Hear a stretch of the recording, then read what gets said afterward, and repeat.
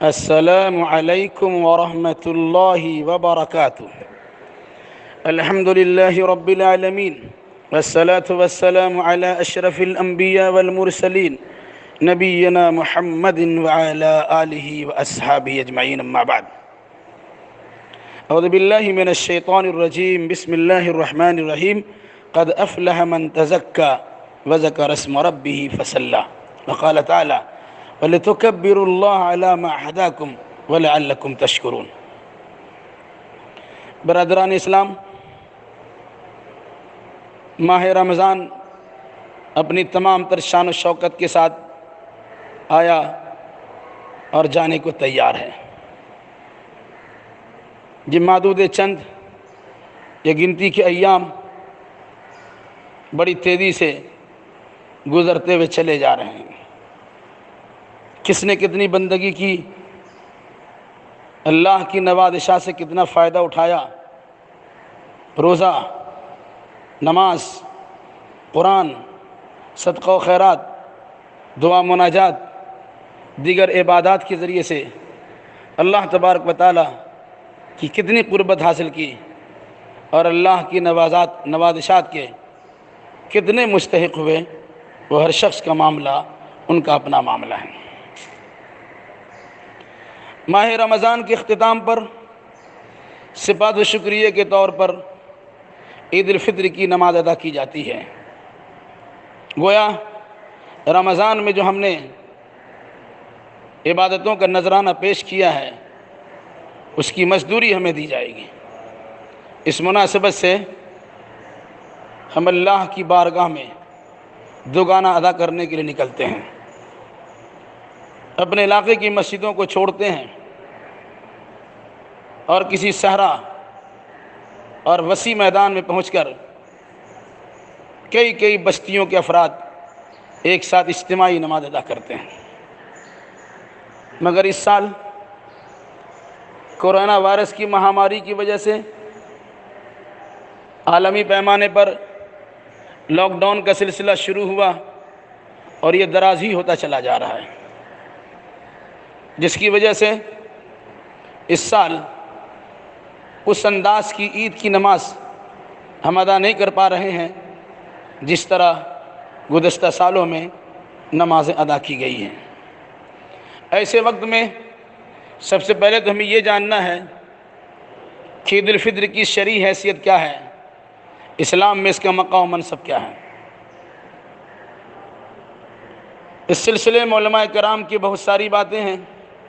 کسی نے اسے واجب، کسی نے اسے سنت مؤکدہ کہا ہے، کسی نے اسے واجب کہا ہے، اور کسی نے اسے فرض عین تک کہا ہے۔ اور صحیح بات یہی ہے کہ اسلامی شاعر میں سے ایک شعار ہے، اور یہ فرض عین کی حیثیت رکھتا ہے۔ اس سلسلے میں چند باتیں آپ یاد رکھیے۔ جمعہ کی نماز عورتوں اور بچوں پر فرض نہیں ہے، مریضوں اور بیماروں پر اور مسافروں پر فرض نہیں ہے، وہ اگر ادا کر لے تو ادا ہو جاتی ہے۔ لیکن عیدین کے لیے جن جن پر آپ کا زور چلتا ہے، انہیں عیدگاہ پہنچانے کی تاکید کی گئی ہے۔ بچے بھی عیدگاہ جائیں، بوڑھے بھی عیدگاہ جائیں، مرد بھی عیدگاہ جائیں، عورتیں بھی عیدگاہ جائیں۔ یہاں تک کہ وہ عورتیں جن کے پاس چادر وغیرہ نہ ہو، وہ اپنی بہنوں اور سہیلیوں کی چادر میں چھپ کر جائیں، مگر عیدگاہ ضرور جائیں۔ اس سے بھی بڑھ کر یہ بات کہ اگر کوئی عورت ماہواری کمزوری سے دوچار ہو جائے،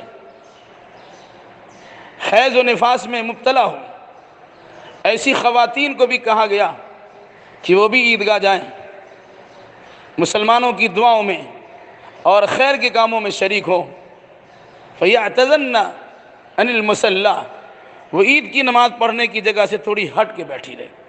جس سے اندازہ لگایا جا سکتا ہے کہ اسلامی شعار میں سے یہ اہم شعار عیدین کی نماز ہے، جہاں کس کس کو پہنچنا چاہیے اور پہنچنے کی کیفیت کیا ہوگی۔ ایک اور انداز سوچنے کے میں دیتا ہوں، کوئی سنت یا نفل چیز کسی فرض عین کو ساقط نہیں کر سکتی، لیکن حدیث آپ کے سامنے ہے، اگر ایک ہی دن عید اور جمعہ جمع ہو جائے، جمعہ کے دن گویا عید ہو جائے، تو اللہ کے نبی صلی اللہ علیہ وسلم نے سہولت دی ہے، چونکہ عید کی نماز آپ نے پڑھ لی ہے، اس لیے جمعہ کی جماعت آپ کے لیے ضروری نہیں ہے، آپ جمعہ کے دن جمعہ کے وقت میں ظہر کی نماز پڑھ لیجئے اگر آپ نے عید کی نماز پڑھ لی ہے تو۔ اس اندازہ لگایا جا سکتا ہے کہ عید کی شرعی حیثیت کیا ہے اور اس کا مقام و منصب کیا ہے۔ اسی مناسبت سے جن علماء نے کہا یہ فرض عین ہے، میں اسی کی تائید بھی کرتا ہوں اور اسی سلسلے میں میرا رجحان بھی ہے۔ رہا معاملہ اس شعار کی ادائیگی کے لیے ہمیں کون سی صورتحال اپنانی چاہیے موجودہ دور میں، جبکہ بھیڑ بھاڑ اور گیدرنگ اور زیادہ تعداد میں لوگوں کے جمع ہونے پر پابندی ہے۔ اس مہاماری کی وجہ سے لاک ڈاؤن کا سلسلہ شروع ہوا اور دراز ہوتا چلا جا رہا ہے۔ ساتھ میں بطور خاص تاکید کی گئی کہ سوشل ڈسٹینسنگ کا خیال رکھا جائے، سماجی دوری بنائے رکھنے کی تاکید بھی کی گئی۔ یہ الگ سی بات ہے کہ شراب کی دکانیں کھل جائیں، وہاں اس کا پالن نہ کیا جائے، سودا سلف کے لیے بازار لگائی جائے، وہاں اس کے پالن نہ ہو، لیکن مساجد میں، معابد میں، عبادت خانوں میں یا میدان و صحرا میں اگر جماعت کے ساتھ نماز پڑھی جائے تو پریشانی بڑھ سکتی ہے۔ اس مناسبت سے میری گزارش یہ ہے کہ کسی کو انگشت نمائی کا موقع نہ دیا جائے، کسی کو اپنے خلاف کورونا وائرس کے پھیلانے کے لیے شک کی سوئی کو آپ کی جانب بڑھانے کا موقع نہ دیا جائے۔ جب علماء امت نے اس بات کی گنجائش رکھی ہے اور ہم نے اس کا پالن بھی کیا ہے، حکم کی تعمیل بھی کی ہے کہ جماعت فرض نمازوں کی جماعت شرط ہے، ہم نے جماعتیں چھوڑ دی مسجدوں کی، جمعہ بھی فرض عین ہے، اس کی شرکت بھی ہم نے چھوڑ دی، مسجدوں میں نہیں آنا شروع کر دیا، گوارہ ہم نے کر لیا۔ سال میں ایک مرتبہ تراویح کی نماز میں لوگ جمع ہوتے ہیں اور بڑی چاہت و اشتیاق کے ساتھ حافظ قرآن کی زبانی نماز کی حالت میں قرآن مقدس کی تلاوت کی سماعت کرتے ہیں، ہم نے اسے بھی قربان کر دیا۔ اب ہمارے سامنے ایک چیلنج ہے کہ بس مہینے کے ختم ہونے پر شوال کی پہلی تاریخ کو کسی میدان میں جمع ہو کر دو گانا ادا کیا جائے، اللہ کا شکر ادا کیا جائے، مزدوری حاصل کی جائے، اللہ کی بڑائی بیان کی جائے، ذکر و اذکار کیا جائے اور نماز عید ادا کر دی جائے۔ لیکن چونکہ مسائل ہمارے سامنے کھڑے ہیں کہ اجتماعی شکل میں یہ بات نہیں کی جا سکتی، تو ہم کریں گے کیا؟ تو یاد رکھیے گا، ہر مساجد میں چاہے جتنی چھوٹی جماعت کیوں نہ ہو، جماعت کا اہتمام تو کیا جائے۔ مسجد کے متعلقین و منسلکین ہو، امام و مؤذن ہو، دیگر صفائی کرنے والے عملہ ہوں، یا قرب جوار کی کچھ لوگ پہنچ جائیں، تو کثرت تعداد کا خیال رکھتے ہوئے کہ بڑی تعداد میں لوگ جمع نہ ہو، اپنی اپنی مسجدوں میں عید کی نماز تو ادا کریں گے۔ رہا میدانوں میں جماعت کا ہونا اور بڑی بڑی جماعتیں ہونا، بے شمار افراد کے وہاں پہنچ جانا، پہنچا دینا، تو یہ ناممکن سی ایک صورت لگتی ہے، اللہ کہ اللہ تبارک و تعالیٰ کوئی اسباب پیدا کر دے۔ ہم اللہ تعالیٰ سے دعا بھی کرتے ہیں کہ الہی عید کے آنے سے پہلے پہلے حالات سدھار دے اور ایسی صورت پیدا ہو جائے کہ ہم اللہ تیری بارگاہ میں میدان میں سنت رسول کے مطابق نماز ادا کر سکے، آمین۔ اگر ایسی صورتحال پیدا نہیں ہوئی تو علماء کی جانب سے یہ گنجائش رکھی گئی، یہ مسائل بتائے گئے، اور یقیناً یہ مسائل کتاب و سنت کے مطابق ہیں کہ آپ اپنے اپنے گھروں میں نماز پڑھیں گے۔ عید کی نماز یا عیدین کی نماز اگر کسی کی چھوٹ جاتی ہے تو اللہ کے نبی صلی اللہ علیہ وسلم کے صحابہ کے طرز عمل سے یہ ثبوت ملتا ہے کہ وہ اپنے گھروں میں عید کی نماز ادا کر سکتے ہیں۔ آپ گھروں میں جمع ہوئیے، اپنے گھر کے افراد کو لیجئے، آپ کے گھر میں مرد بھی ہوں، عورتیں بھی ہوں، بچے بھی، بوڑھے بھی ہوں، ان تمام کو جمع کیجئے۔ جس آدمی کو نماز پڑھانے کی سکت و صلاحیت ہے، جو نماز پڑھا سکتا ہے، وہ امام بنے اور باقی لوگ مقتدی بن کر اسی طرح نماز ادا کرے جس طرح عیدگاہ میں نماز ادا کی جاتی ہے۔ انفرادی نماز ادا کرنے کی ضرورت نہیں ہے، اب اجتماعی نماز ادا کیجیے۔ بلکہ اگر ممکن ہو آپ میں سے کوئی آدمی خطبہ دیتا ہو تو 2-4 منٹ کا خطبہ دے کر بھی نماز پڑھ سکتے ہیں، لیکن اگر کسی کو خطبہ یاد نہ ہو، خطبہ دینے کی صلاحیت نہ ہو، تو صرف وہ نماز پڑھیں، 2 رکعت نماز پڑھ لیں، مگر ضرور پڑھے، اسے چھوڑنا نہیں ہے۔ بچوں کو بھی پڑھوائیں، عورتوں کو بھی شامل کریں، جوان اور بوڑھے مرد حضرات بھی اس میں بڑھ چڑھ کے حصہ لیں۔ نماز کا طریقہ کار وہی ہے جو عام طور سے سنت و نوافل آپ پڑھتے ہیں، لیکن اس نماز کی خصوصیت کے پیش نظر پہلی رکعت میں 7 تکبیرات زوائد ہیں اور دوسری رکعت میں 5 تکبیرات زوائد ہیں۔ بعض علماء نے کہا کہ پہلی رکعت میں تکبیر تحریمہ کے بعد 6 تکبیر ہیں، اور بعض نے کہا کہ پہلی رکعت میں تکبیر تحریمہ کے بعد 7 تکبیر ہیں، اور پھر دوسری رکعت کا معاملہ ہے، دوسری رکعت میں سجدہ سے اٹھنے والی تکبیر کو چھوڑ کر 5 تکبیریں ہیں۔ یہ تکبیرات زوائد سنت ہے، اگر کوئی انسان اسے چھوڑ دیتا ہے وہ سنت کے خلاف کرے گا، لیکن اگر بھول سے چھوٹ جاتی ہے تکبیریں، اس کے نماز میں کسی قسم کی کوئی خامی اور خرابی نہیں ہوگی۔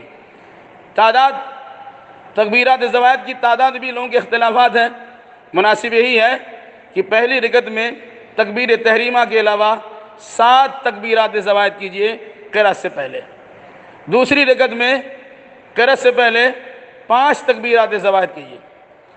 پہلی تکبیر آپ نے کہی، پہلی رکعت کی پہلی تکبیر آپ نے کہی، آپ ثنا پڑھ لیجئے، پھر اس کے بعد 7 تکبیر کہیے، ہر تکبیر کے درمیان تھوڑا تھوڑا وقفہ رکھیے، پھر جب تکبیریں مکمل ہو جائیں تو اعوذ باللہ، بسم اللہ، سورہ فاتحہ اور سورۃ الاعلیٰ یا کسی کوئی دوسری سورہ کو پڑھ کر اپنی رکعت کو پوری کیجیے۔ دوسری رکعت کے لیے آپ اٹھ گئے، پھر 5 تکبیرات زوائد کیجیے، اور اس کے بعد پھر بسم اللہ الرحمن الرحیم اور سورۃ الفاتحہ اور سورۃ الغاشیہ یا کوئی دوسری سورہ پڑھ کے اپنی نماز اسی طرح مکمل کیجیے جس طرح نماز آپ پڑھ لیا کرتے ہیں۔ ان تکبیرات زوائد میں رفع الیدین کرنا اللہ کے نبی صلی اللہ علیہ وسلم کی کسی مرفوع حدیث سے ثابت نہیں ہے، البتہ بعض صحابہ کا عمل ہے۔ اگر کوئی آدمی کرتا ہے اس پہ رکاوٹ نہ ڈالی جائے، کوئی آدمی نہیں کرتا ہے تو اس کی مذمت نہ کی جائے۔ آپ رفع الیدین ان تکبیرات زوائد میں رفع الیدین کر بھی سکتے ہیں اور نہیں بھی کر سکتے۔ اس طریقے سے یہ نماز عید الفطر ہم نے ادا کر لی۔ جاتے ہوئے ہماری ذمہ داری ہے کہ ہم اپنے گھر ہی میں سے ہی تکبیر کا اہتمام کریں، اللہ اکبر اللہ اکبر لا الہ الا اللہ واللہ اکبر اللہ اکبر وللہ الحمد۔ جب مصلی بیت جائے، امام کے آنے سے پہلے مرد حضرات زور سے تکبیر پڑھیں، خواتین آہستہ یہ تکبیر پڑھیں، جب امام مصلی پہ چلا آئے تکبیر ختم کیجئے، اب نماز پڑھ لیجئے۔ یہ نماز در حقیقت اللہ تبارک و تعالیٰ کی بارگاہ میں عبادتوں کا جو نذرانہ ہم نے پیش کیا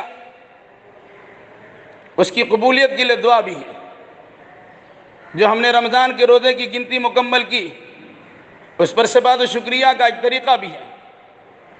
قد افلح من تزکیٰ وذکر اسم ربہ فصلی، وہ انسان کامیاب ہو گیا جس نے تزکیہ کر لی، اپنے جسم کو بھی صاف کر لیا، اپنے عقائد و نظریات کو بھی پاک کر لیا، صدقۃ الفطر ادا کر دیا، وذکر اسم، اللہ کا نام لیا، اللہ کی کبریائی کا گن گایا، اللہ کی بڑائی کا تذکرہ کیا، اللہ اکبر لا الہ الا اللہ واللہ اکبر اللہ اکبر وللہ الحمد، یہ پڑھا فصلی۔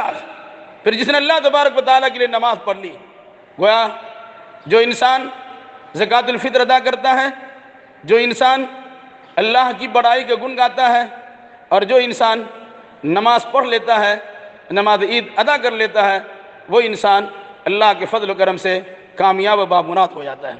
اللہ تبارک و تعالی ہماری اس عید کو کامیابی کا سرچشمہ اور پیش خیمہ بنا دے۔